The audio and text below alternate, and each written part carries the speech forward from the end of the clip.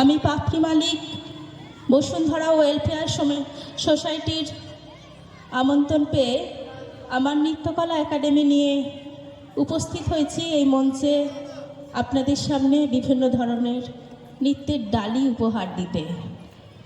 শুরুতেই বলি, আজকের এই নৃত্যানুষ্ঠান আমি সাজিয়েছি কিছু নৃত্যনাট্য এবং বিভিন্ন ধরনের নৃত্যের শৈলী তুলে ধরব এই অপরাহ্নের নৃত্যানুষ্ঠানে।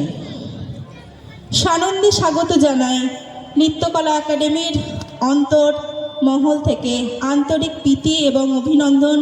বসুন্ধরা আয়োজিত শ্যামল পরশে শীতলতা প্রদানে যাদের সোম উপভোগ করছি, উপস্থাপক এবং উপস্থাপিকা সহ সকল দর্শকবৃন্দের জন্য রবির কিরণে হয়ে উঠবে ভাস্বর এক ছোট্ট খোকার চিত্তে অদম্য মহৎ ইচ্ছাশক্তি।